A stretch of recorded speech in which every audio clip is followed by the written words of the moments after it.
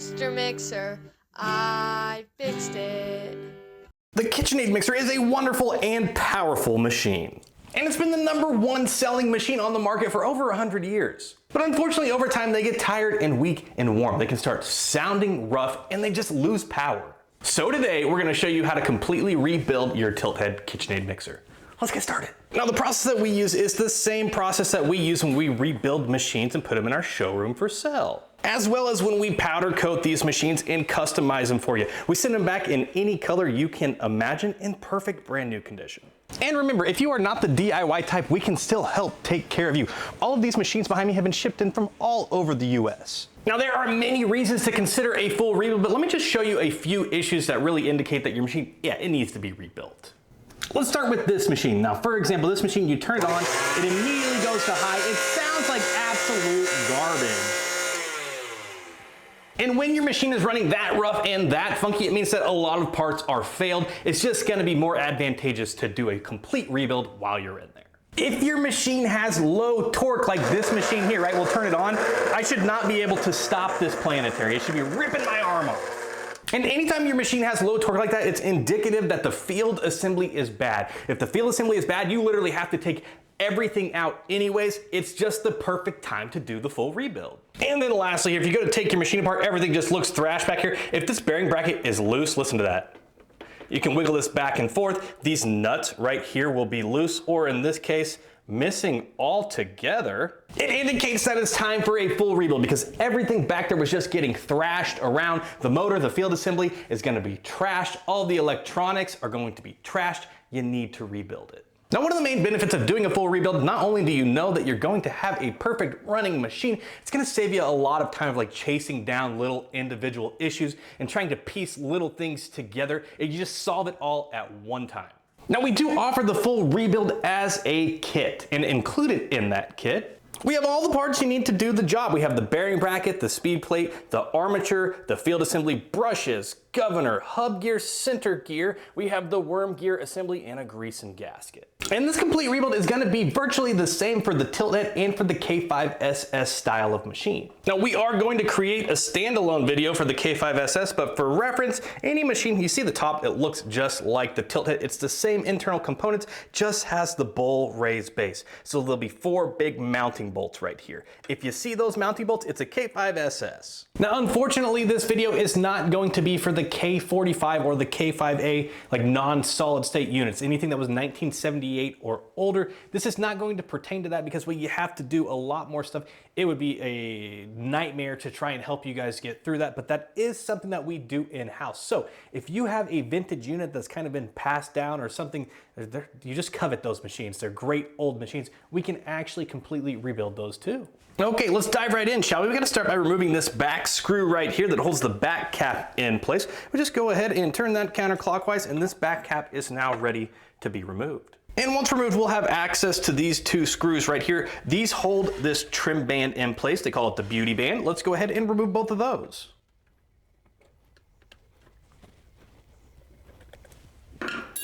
Now, obviously, make sure that your machine is unplugged. We can now go ahead and pull this beauty band. It has little tabs right here. Pull those out, and then this just pops right off the front.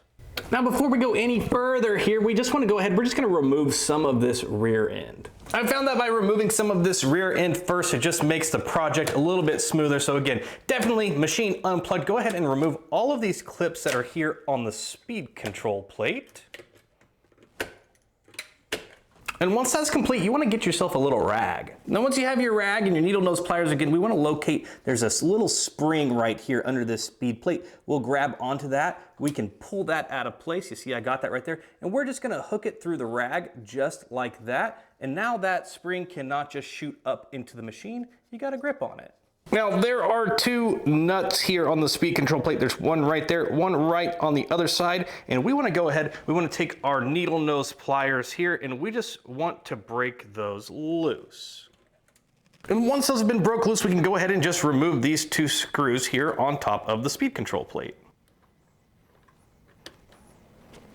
which is going to allow this speed control plate to be removed. Next, we want to remove our governor, this right here. There are 2 weights on this thing, and we want to align those weights so that they are going from side to side. And we'll sneak a pair of needle nose pliers right in there, just like that. Now, if you want, you can take your rag and you can put it right underneath those pliers over here to protect the paint on your machine. I'm just going to give these pliers just a light little tap. It's going to break that free, and now the governor is removed. But don't get too hasty, because right underneath that governor was a little pin that helped hold that in place. We need to get in there. We can just grab it with our fingers. Don't lose it. We'll pull that out of place and we'll put it somewhere safe.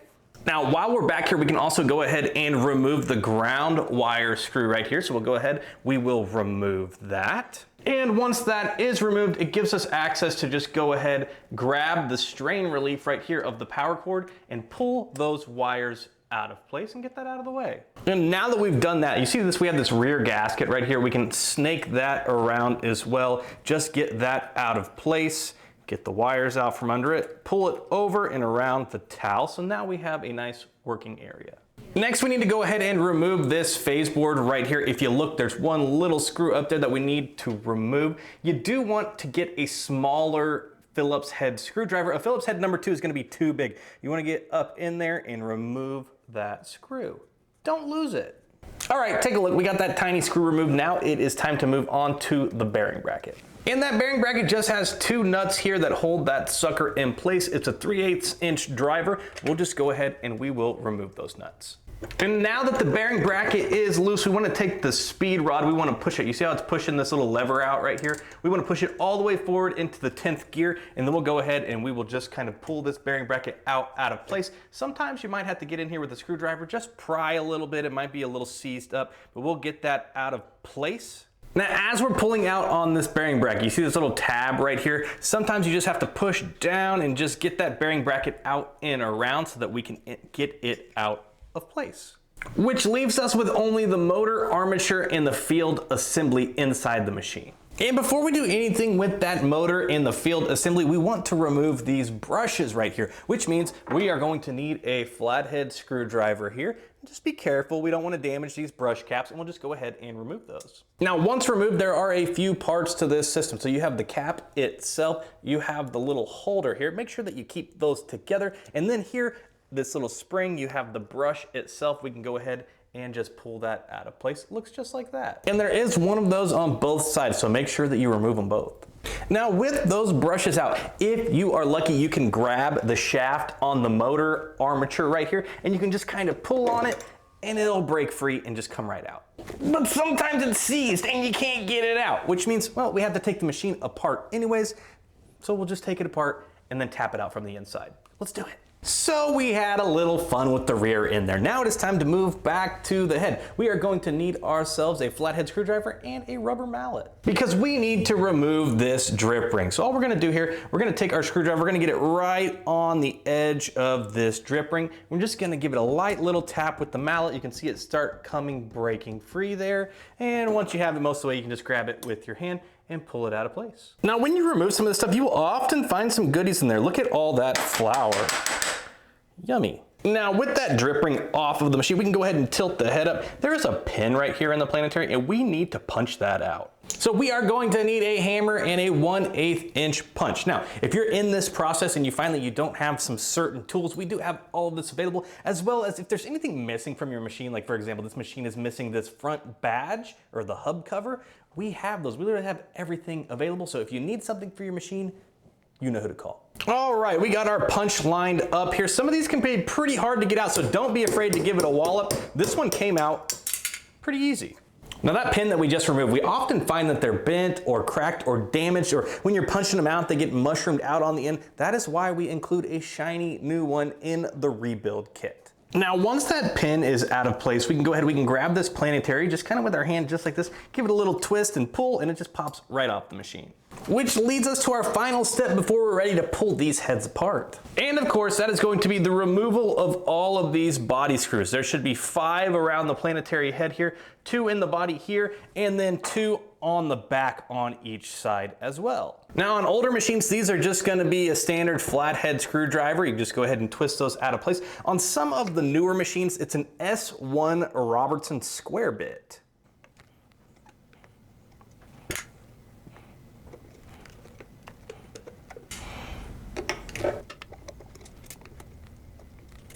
All right, amazing. You guys still with me? We are just about halfway there. Now that we have all of those screws out, we can go ahead and split these housings. Now, typically, you can just grab them just like this. Oh, make sure it's locked. It's gonna make it a little easier. Grab it, give it a wiggle, and it will come apart just like that. However, sometimes it's kind of a pain, and this housing is kind of seized to this one just a little bit. So you can, take a rag, take a little screwdriver just to protect your paint.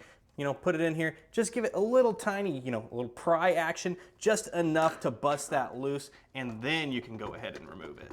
Now let's just take a moment to examine the insides. We'll show you what's going on in here. Okay, so we have our upper housing here. You can see all the grease that's in there. Here is where the motor comes through. You got the field assembly and the motor armature there. And then if you come over here, we have the rest of the gears in the transmission. You got your center gear, your worm gear assembly right there. And at this point, we can go ahead and just start pulling these gears out of there and getting these gearboxes cleaned up, ready to receive some new grease. Now, while we have this thing apart, we do want to take the time to really inspect things like, you see this lock lever right here. It's got this big crack in it. There is also one on the speed lever here as well. And while that isn't part of the rebuild kit, this is a great time to do it, and we have all of these resources available. So if you head over to our website, now is the time to get that before you put it back together, because, well, when they inevitably crack all the way and break apart, you're gonna have to take the whole thing apart again.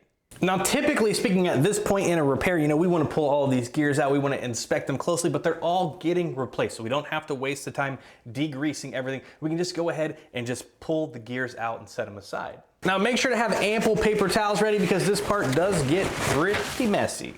Now, we're going to start in the upper housing. We have our hub gear right here. You should be able to just grab that with your fingers and just pull that up and out of place. Now we can move back over to the lower housing here. Now there's always gonna be a ton of grease on this shaft right here. So we're just gonna take a paper towel, we're gonna wrap around just like that and just pull that up and away just like that. Get yourself a nice big goop in there. Now this is all cleaned off. You can see a little bit better. There's a pin that sits underneath that. See a little pin that just poked out?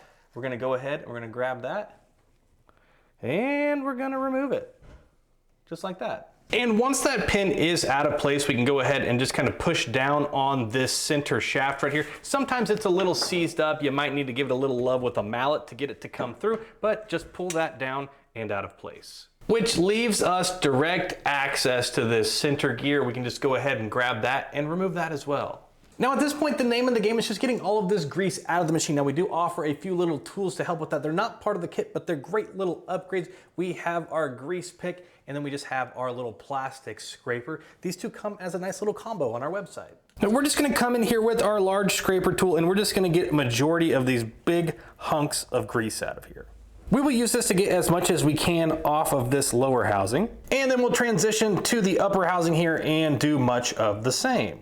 And once we have a majority of the bulk, we're gonna move over to our fine scraping grease pick here. By the way, we can just throw away this gasket. And we'll just take this grease pick and use it to get into some of these finer crevices here to get just all of that grease out of there. Now is also a good time to remove this worm gear assembly. There are 3 screws that hold that in place. There's one here, one right there, and then if we come up over the back side, there's one right there as well. Let's go ahead and just remove all of those. And once all 3 of those screws are out, we can just wrap around it with a paper towel and just lift it out of place. All right, this thing is starting to look pretty clean. Pay extra close attention when you're working around this armature. It's really, really sharp right here. You'll cut your fingers, so be very careful around the edge of that. All right, so if your motor is still in place and it did not come out with that bearing bracket, we do need to punch it out from this side. So we got a punch. We're gonna come right through this hub right here, and you're just gonna put that punch right on the end of that motor shaft there, and we're just gonna give it a little tap. It should pop right out the back.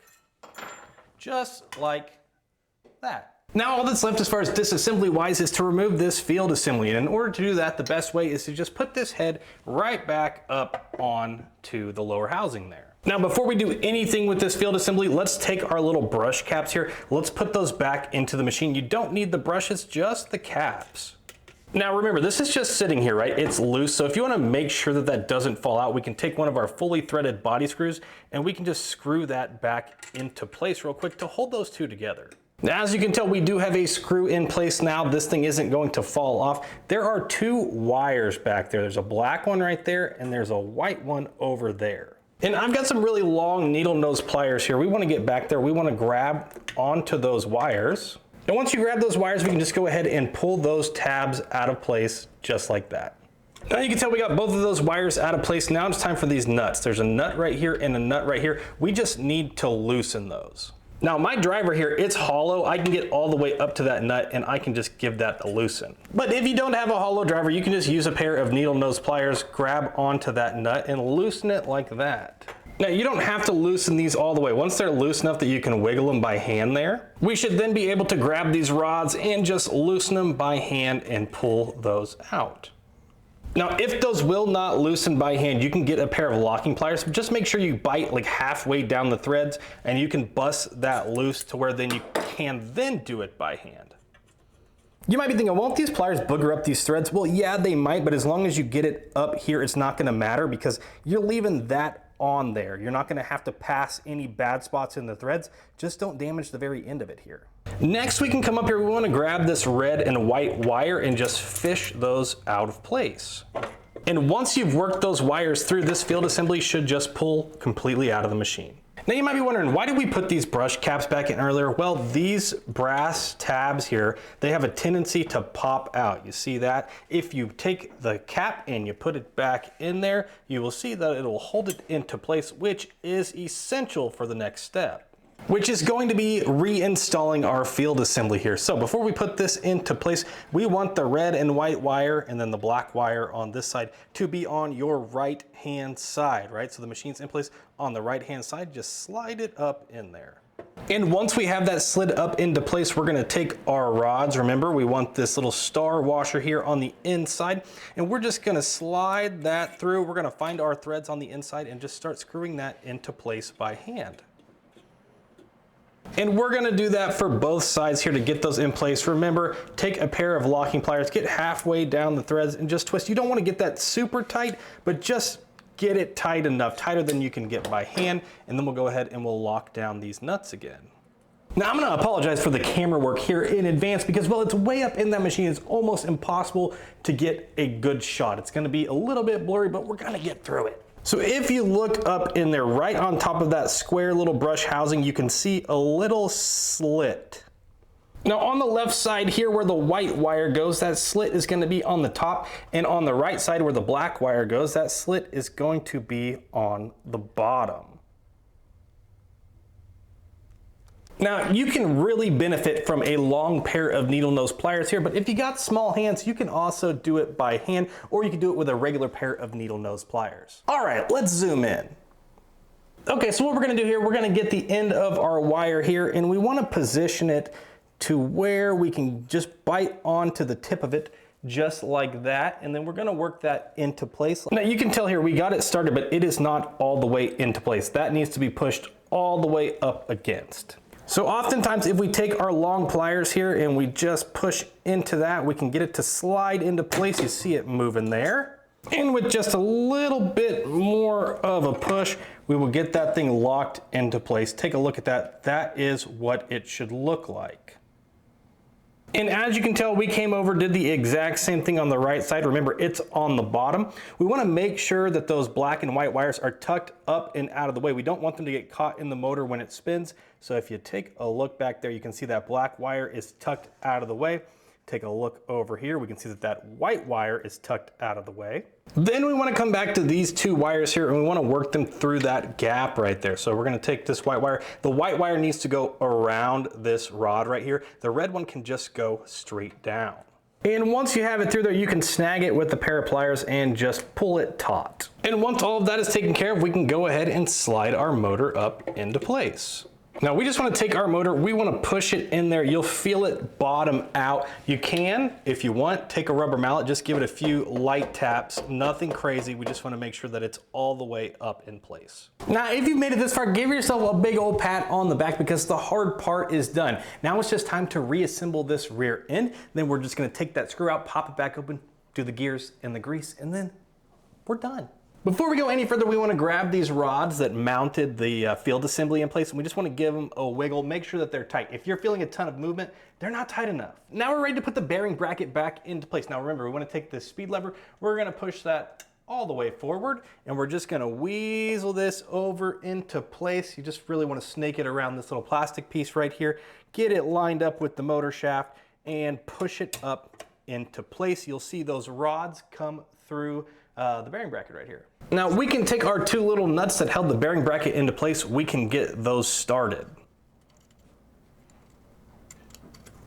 And once you get those started, we can go ahead and just start to tighten those down into place. Go back and forth with these. You don't want to get one side kinked. Give it a couple turns on each side. Eventually that puppy will bottom out and you'll be all set. Now you want to get these two nuts tight, but not over tight, right? You want to be able to spin this motor shaft by hand. You see the fan spinning back there? That means that it's not going to be bound up. Now we're ready for our little tiny pin here. We want to make sure there's on this motor shaft, there's two holes. You can see that one's larger. If I spin it this way, you can see that that one is smaller. We want the larger hole up top, and we want to drop this pin in just like that. It has a little ledge on it. We want the ledge on the top side of this pin. We're just going to drop that down into place just like so. And then that's going to allow us to put on our governor. So this governor here, you see this little channel right here, you see that little cutout? That pin runs right through that. So we need to make sure to line that up. We're just going to push that up into place. We'll get it as far as it can go by hand. But you will often notice that that pin is not fully seated into place. So what we need to do, we need to go ahead and get our little driver here. We're going to put it right over the end just like that and give it a light tap with a rubber mallet. Give that a few taps, you'll feel it bottom out. You don't want to hit it too hard. Then we'll come back over, we'll check our pin, and you can see that it is in fact in place. Now once that governor is in place, we are ready for the phase board here. So we need to find our little tiny phase board screw, and we're just gonna slide it through the screw hole here on this phase board right there, and we're just gonna go ahead and screw that up into place.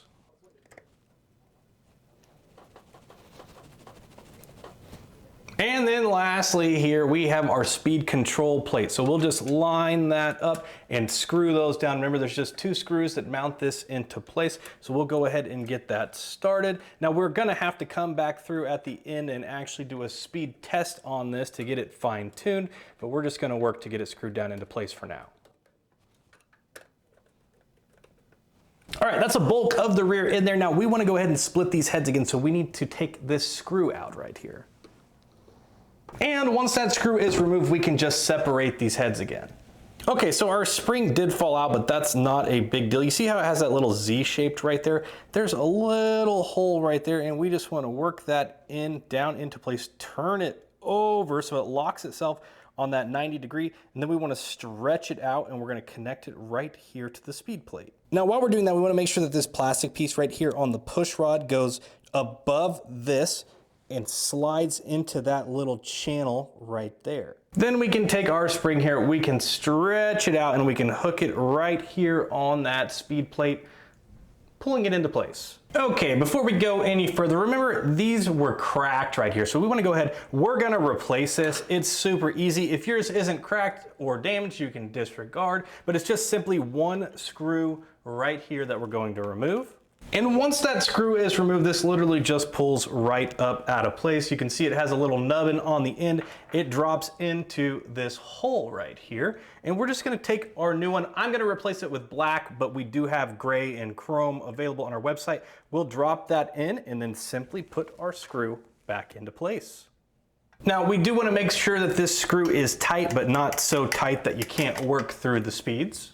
Now I am also going to replace this lock lever here, but for the sake of time, I'll have you go watch our lock lever video. It gives you a lot of insight on how the system works, and if you're having issues, how you fix those issues. All right, we are on the downhill now, folks. It is ready for...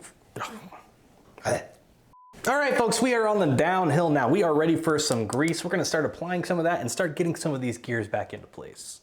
All right, so we got our grease here that came with the kit. We're just gonna start taking a healthy helping, and we're just gonna put a base layer here on this lower housing. And once it looks about like that, we're gonna take our center shaft here and we're gonna slide it up through. Just like that. We wanna make sure that the O-ring here is on the bottom, and we'll just slide that up into place. And as we slide that up into place, we're gonna take one of our little washers here that also comes as a part of this kit, and we're just gonna put that down right on top, followed by our center gear, right? The big center gear. We're gonna drop that down into place, push this center shaft all the way up through, followed by securing it with our dowel pin, which is also part of this kit. We'll just slide that right through like so, and drop it down into its little channel, just like that. Now we're ready for our worm gear tower. We want to take some grease on our finger and we want to put it down here. This is called the pinion gear. We really just want to fill in this little channel right here. So work the worm gear around a little bit, just get the grease nice and filled in there so it looks like that. And then we can go ahead and we can seat this into place. Which, if you remember when we removed that, there should be 2 pins right here and then there should be 3 screw holes. We just want to get this down into place and get that lined up with the pins and get the screw holes lined up just like that. Then we want to take our 3 little screws that look like this, you know, they have a little washer on them, and we want to go ahead and we want to screw this worm gear assembly down into place. And once those 3 screws are nice and tight, we're ready for some more grease.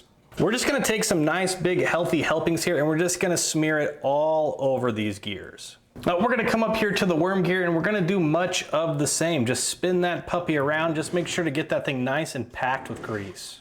And this is what we're trying to achieve here. You can see that we got all of the gear teeth covered. You can't even really see the gears. We got just a nice healthy helping there. Which means we can now move over to the upper housing here. We have our new hub gear and we're just going to slide that into place, followed by packing all of this in with grease as well. Now remember earlier I said stay away from the tip of that motor armature. It's very sharp, so tread lightly there. You don't really want to be sliding your finger. You want to do more of like pats, because if you slide it, it may slice you. And once that housing looks about like that, we can go ahead and we can put these 2 housings back together. But before that, we need to put on a new gasket. This is going to seal those 2 houses. So there's a bunch of holes around here. Line it up. There is one with the pin. Typically, well, not typically, every time the thinner side. You see how there's a thicker side here and a thinner side here? The thinner side is going to go on the side with the worm gear tower over here.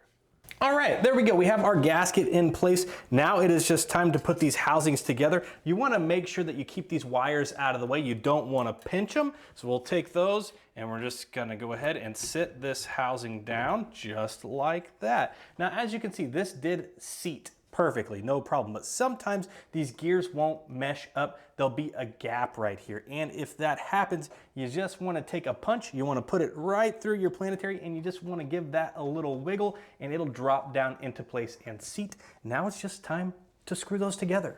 But before that, we do want to test for function on the motor, make sure that everything is working properly before we go ahead and stitch it all up and find out that we have to take it back apart. So we're going to take one of those body screws again, and we're just going to screw that one into place to hold these housings together, followed up by moving back to the rear end here. Now we want to get all of these clips here in place. Now the cool thing about these clips, they're labeled on this board right here. You can see these little letters. That's BL for blue, BK for black, WH for white, and BK for black. So it goes on the left here, blue, black, white, black. And on the right hand side here, it goes red, red, white, red, white. Now, as you can tell here, I did the blue and black on this side, and then I did the red and red white. There's a reason why I haven't put these on yet, and these two clips right here, they actually come from the power cord. But before we put the power cord on to finish putting the clips in, we need to put on our rear gasket, which also comes as part of this kit. You'll see on one side it says bend up. You want to turn that away from you. Bend it this way. Bend this tab right here also this way, and then we will just sneak this over all of these wires. You can see these little cutouts down here, right? This little cutout is for those wires to sit in. There we go. As you can see, we had to work around these wires.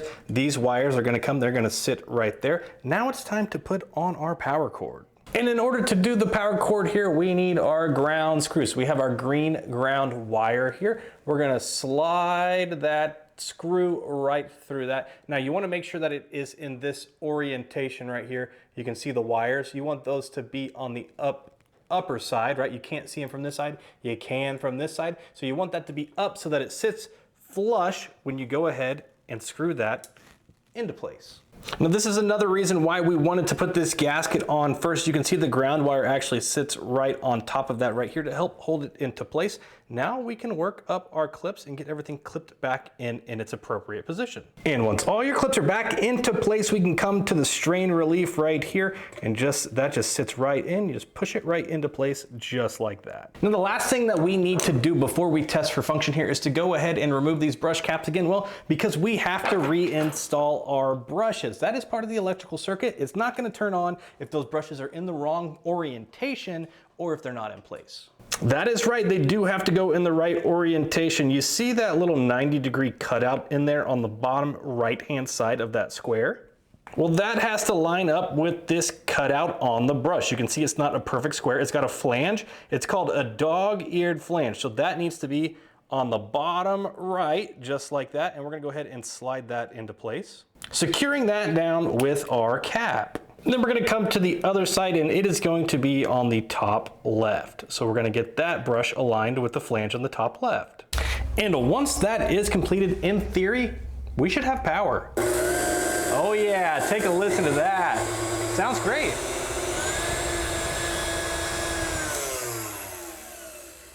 Now that we know that we have power, we can go ahead and finish stitching this thing back together. So we're gonna get all of our body screws back into place. Now remember, there were 5 screws that went around this Planetary head, and they look a little bit different than the other body screws, right? See, they're threaded up top, and then they have what's called a shank right here. Those are the ones that go around this Planetary. The other ones that go, other 4 that go in the body, they're threaded all the way through the length of the screw here.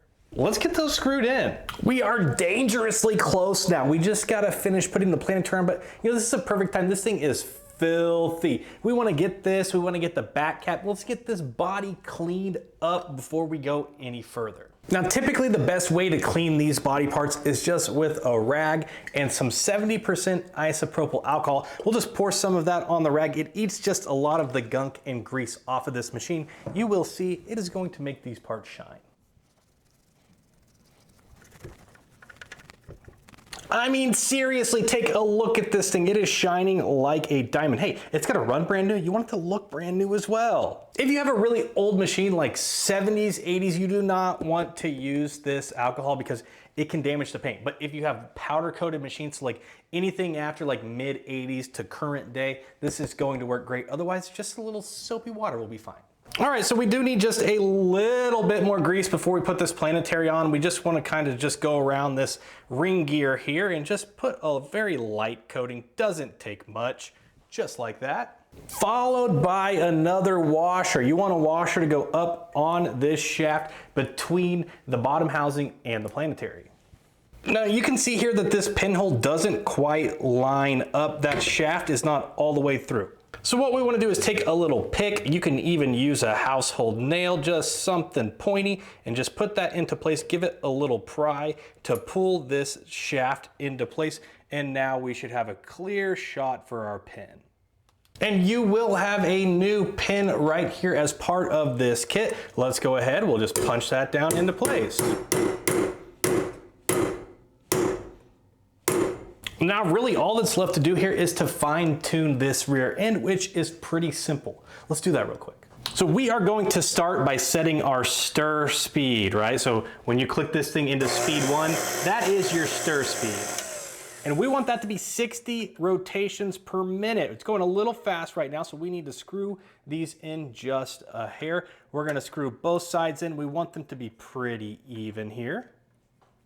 Then we're gonna make a little finger gun here. We're just gonna put it right on the side. We wanna count 1 rotation per second. So pull out a watch, pull out a timer, and start it right when it hits your finger. We're gonna count 1, 2, 3.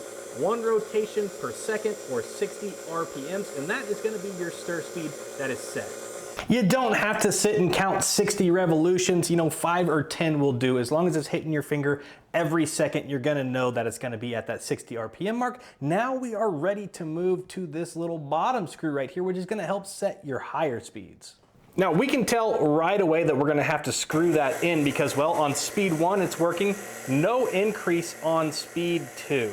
And that means that this screw isn't screwed far enough in to make contact with this rod to even push it back into second gear. So we're gonna go ahead and screw that in. All right, so for the high speeds, we're gonna do the same thing here. We're gonna take this, wanna put it on speed 6. So you got stir, 2, 4, 6. Same thing, do a little finger gun. We wanna count 15 revolutions in 5 seconds. 1, 2, 3, 4, 5, 6, 7, 8, 9, 10, 11, 12, 13, 14, 15. Perfect. And once you have the stir speed and speed 6 set appropriately, the rest of the speeds just line up. Let's take a listen. So we got stir, we got 2, we got 4, we got 6, we got 8, and we got 10. This thing is running amazing. All we have left to do now is to slap on our trim band. It just stretches around. The 2 little screws look just like this. We're gonna screw those into place. And then lastly, our back cap. Oh, sorry, I forgot about the drip ring. And lastly, our drip ring. We're just gonna slide that over up into place. And guys, just like that, we literally have a brand new mixer. This thing is now ready for another 20 or 30 years of abuse. In doing this rebuild at home, A, it's a great skill to have. B, it's gonna save you money in the long run. It's cheaper than buying a new machine, and it makes your machine brand new anyways. Now, like I said, if you are not the DIY type, send your machine into us. We can absolutely do these full rebuilds for you, or just repairs as needed. Or if you were eyeing some of those powder-coated machines from the beginning, you can send your machine into us and we can actually tear it down, rebuild it just like this, and custom color it any color you desire. There's like 7,000 different colors to choose from. And if you haven't seen them yet, don't miss out on some of our amazing upgrades like the Everdime, which is gonna help keep your head from bouncing up and down while mixing. It'll protect your machine and your paddles. Or our love handles, check these out. These things are incredibly easy to install. They just slide up into place. And then you simply tighten it down with the thumb screw. It gives you just a beautiful vintage look. Take a look. It helps you raise and lower the head of that machine. It is a carry assist handle. It's made out of metal, so it's nice and sturdy.